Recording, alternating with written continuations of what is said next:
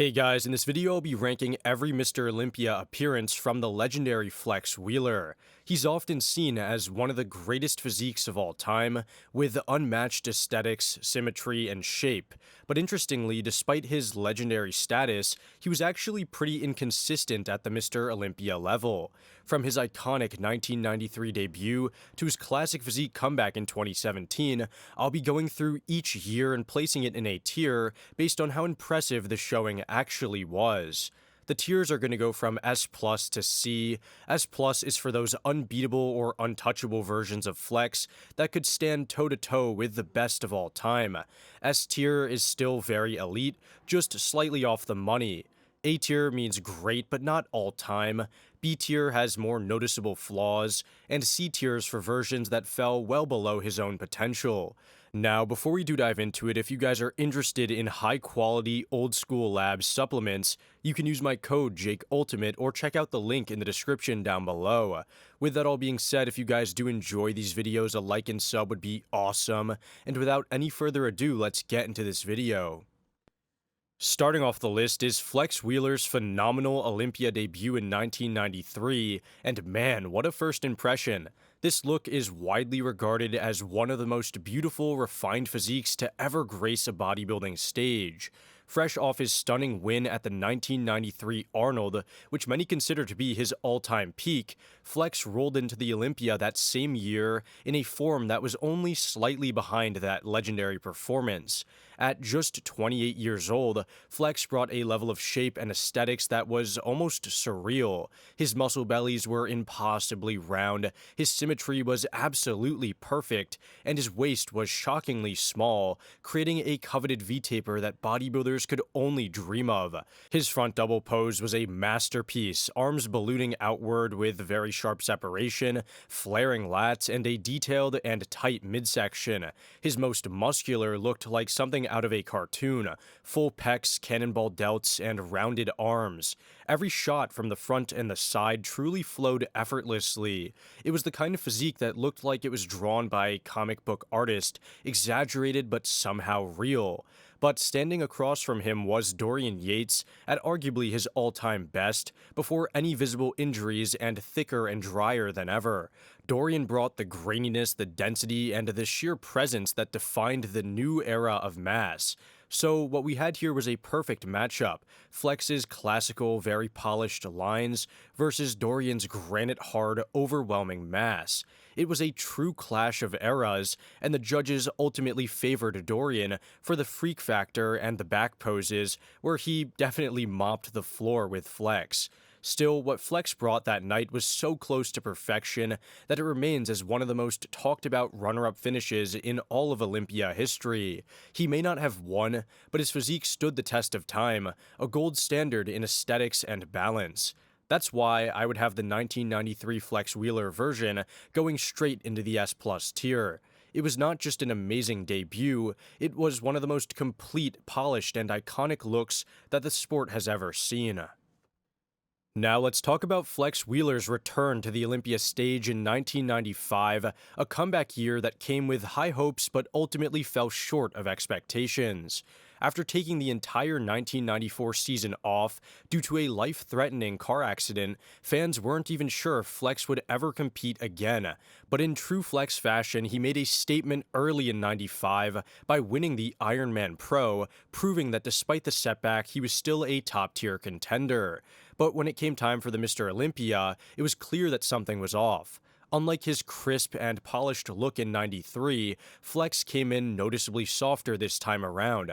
He was actually a bit bigger than before, but not really in the best way. His muscles looked fuller, yes, but they were also watery and less detailed, especially in the midsection and legs from behind.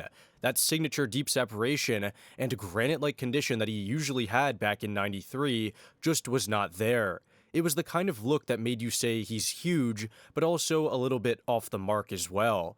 And when you have a lineup stacked with guys like a dominant Dorian Yates, razor-sharp Sean Ray, and a rising Kevin Levrone, you simply could not afford to be off. Flex still had his trademark shape and flow, that part never leaves him, but next to guys in peak form, his lack of sharpness really stood out. He ended up finishing 8th, the lowest placing of his entire career, and a noticeable step down from his near win in 93. For those reasons, I'm going to place 95 Flex Wheeler in B tier. Given what he had to overcome to step on stage, it was a success in its own right. But in terms of the physique, this was far from his best, a powerful look but not a refined one. Moving on to 1996, this was a strong year for Flex Wheeler, definitely a step up from that soft 95 showing, but not quite at the elite level that we saw in 93. Coming off that disappointing 8th in the year prior, Flex had a lot to prove, and for the most part he delivered. He carried over the size that he had brought in 95, but this time he showed up with much better detail, especially from the front. You could see the improvements immediately. His upper body looked full and polished, and his signature aesthetics were back in full force. His arms, chest, and delts all popped, and his front double and ab and thigh poses looked very aesthetic and sharp. His condition overall was improved in my opinion, not elite but a clear bounce back from the watery look in 95. But there were still some holes in his package. From the back, while his upper body had decent separation, the glutes and hamstrings remained a serious weakness. They were soft and lacking the kind of definition that was now expected on the Olympia stage. This was especially glaring during an era when guys like Dorian Yates were bringing that freaky, shredded lower body condition and setting the standard for the back poses. Earlier that year, Flex had actually gone head-to-head with Kevin Levrone at the 1996 Arnold Classic in what was a very tight contest. Kevin came out on top there, and history repeated itself at the Olympia. Flex ended up finishing in 4th, behind Kevin, Sean Ray, and of course Dorian Yates, all of whom brought more complete or tighter looks. So while this was a much better version of Flex than in 95, it was bigger, sharper, and more confident, it still was not the total package. That's why I would have 96 Flex Wheeler in the A tier. A great physique with flashes of brilliance, but not quite enough to crack the very top. Next up is the 1998 Mr. Olympia, a show that delivered one of the most shocking upsets in bodybuilding history, and one of Flex Wheeler's greatest performances ever. With Dorian Yates stepping away from the sport after his final win in 97, the door was wide open for someone new to claim the title, and Flex Wheeler was the overwhelming favorite. He had sat out the 97 Olympia, and fans were expecting a revitalized, focused Flex to finally take the title that had eluded him. And honestly, I think he delivered. Flex came in looking absolutely phenomenal. From the front, he was shredded, full, and very dry. His signature aesthetics were all intact, that perfect taper, cartoonish arms, capped delts, and sweeping quads. But what really stood out in 1998 was the improved backside condition. His glutes and hamstrings, while nowhere near the level of someone like Ronnie Coleman, were much tighter than we had seen since something like 93. His rear double had more detail, and there was a sense of balance and completeness to his physique that really elevated him. But across from him was Ronnie Coleman, bigger, freakier, and sharper than anyone had expected. Ronnie's condition was unreal, and the judges rewarded that shock factor and the overwhelming density. It was a stunning moment, the crowd could not see it coming, and Flex really did bring a version of himself that in almost any other year would have walked away with that title. Physique-wise, this version of Flex is, in my opinion, on the same level as his 1993 Olympia version, just a different kind of dominant. 1993 was a more polished and detailed version, especially in the flow and finish and in the condition from behind, but 98 was bigger, more imposing, and better suited for the modern, freakier standard that the sport was transitioning into. It was less refined, but in my opinion more competitive. For those reasons, 98 Flex Wheeler would land in S+ tier, an all-time great physique that came within inches of defeating one of the best versions of Ronnie Coleman ever, but ultimately fell short due to the lower body condition. Now we move on to the 1999 Mr. Olympia, and while Flex Wheeler once again finished runner-up, this version was just a slight step down from that all-time great look that he had in 98. After narrowly losing to Ronnie Coleman the year before, many fans were curious to see if Flex could improve on that look and mount another serious challenge. but unfortunately 1999 brought some new challenges, both physically and structurally. Flex still looked incredible by most standards. He had the size, the symmetry, and the unmistakable flow that made him a fan favorite. His front poses were still razor sharp, his arms, chest, and quads all looked massive and round, and he carried that signature aesthetic that nobody else could replicate. But as soon as he turned around, you could see some weaknesses starting to show. His glutes and hamstrings were pretty soft, and, they lacked that crisp separation, especially compared to 1998 even. They weren't all that bad, but compared to someone like Ronnie Coleman again, they just did not hold up. Adding to that, 1999 was also the year Flex was diagnosed with kidney disease, and while he was always emphasizing that it ran in the family, it's likely that the condition, possibly combined with the demands of bodybuilding, began to affect his physique, especially from the back. The extra fluid retention likely contributed to the softness in the lower body. There were also growing allegations of synthol use, especially in the arms and calves. And while it was never confirmed, at least to my knowledge, even though I think he said on some podcast that he actually did use it, but I'm not sure if there was ever an official statement, it is true that some body parts in 99 looked a bit overly round to say the least and unnatural, which took away from the overall polish. Still, despite those setbacks, Flex was far ahead of the rest of the pack and easily claimed that second place behind a fully dominant Ronnie Coleman. This was a great version of Flex, no doubt, but it just was not as complete or as sharp as the year prior. That's why the 1999 Flex Wheeler version goes into the S tier. Still elite, still dangerous, but clearly a notch below his best. Now we come to the 2000 Mr. Olympia, where Flex Wheeler once again found himself in the mix at the top of the lineup, but not quite able to break through. Coming into the show, Flex had momentum on his side, having just won the 2000 Arnold Classic, and many were hopeful that this might be a resurgence year. And while he brought a very solid look, it ultimately landed him in third place, behind a dominant Ronnie Coleman once again, and a solid version of Kevin Levrone. Physique-wise, Flex still looked great. He had the size, the symmetry, and the flowing lines that defined his entire career. From the front and side, he was very clean. His upper body was still a huge standout, capped delts, massive biceps, sweeping quads, and his posing was as polished as ever. But once again, the issues from behind were real. His glutes and hamstrings were watery, lacking that deep separation and dryness needed to contend with the more complete lower body shots of Ronnie and Kevin. And when your biggest competitors are peaking perfectly from behind, any weakness there becomes a deciding factor. This version of Flex also lacked that 3D pop that he had in 1998 or 99. He looked a bit flat, not in a washed out way, but just not quite as full or dynamic. That may have come down to peaking slightly off or holding back a touch in condition. There were also still signs of the synthol-related issues that people had started speculating about in 99, and overall his physique didn't have that shock factor. It was still clean, aesthetic, and balanced, but not jaw-dropping.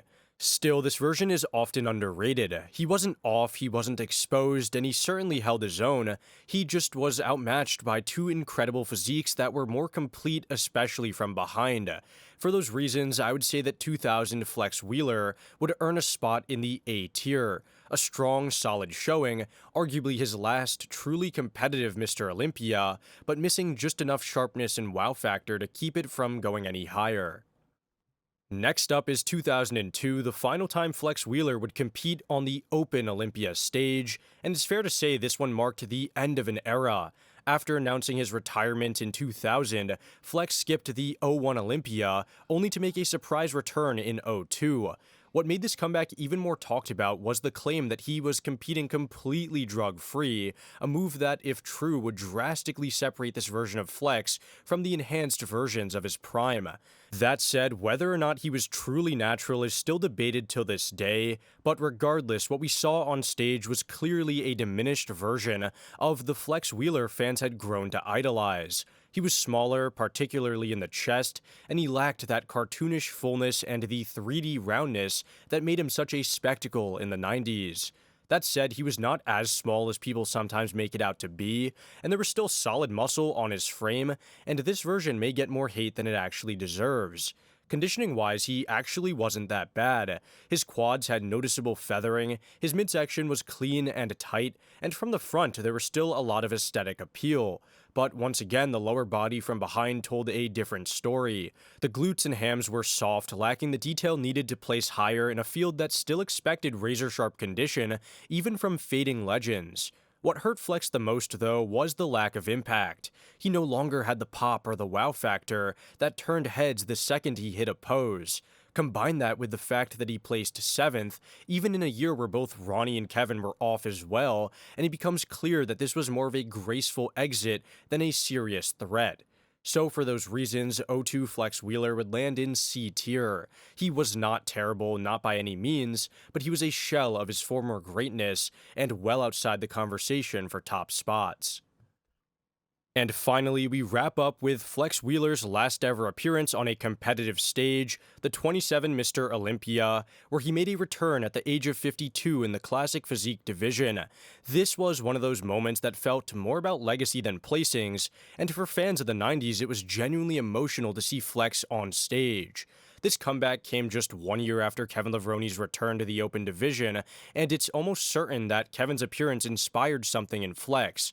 But unlike Kevin, Flex made the choice of returning to classic physique, which allowed him to show off his lines and shape without needing to push for mass and freak factor in the open division. And to his credit, he didn't look bad at all. He placed 15th, which wasn't even last, and brought a look that was relatively refined for someone over 50. He still had that trademark silhouette, the round quads, full arms, a narrow waist, and even somewhat clean lines from the front and side. His back still had separation, and the larger classic trunks at the time actually helped him out, hiding a bit of the hamstrings and all of the glutes, areas that often held him back even in his prime. Now, of course, compared to his former self, this was not even close. He was nowhere near the size, fullness, or impact of his 1990s heyday, and competitively, he simply did not move the needle. But his return wasn't about chasing titles, it was about honoring the career of a legend and giving fans one last look at one of the most aesthetic physiques to ever do it. So, while the 2017 comeback would land firmly in C tier from a physique and placement standpoint, it certainly deserves respect for what it meant symbolically. It marked the true end of Flex Wheeler's competitive career, and for that, it was a moment worth remembering. That said, if there was a lower tier, he'd probably place further down than C. Well guys, that about does it for this tier list. Let me know in the comments down below your thoughts on the placings, and which year was your favorite. With that all being said, I hope you guys enjoyed this one, and I'll see you all in the next one. Thanks for watching.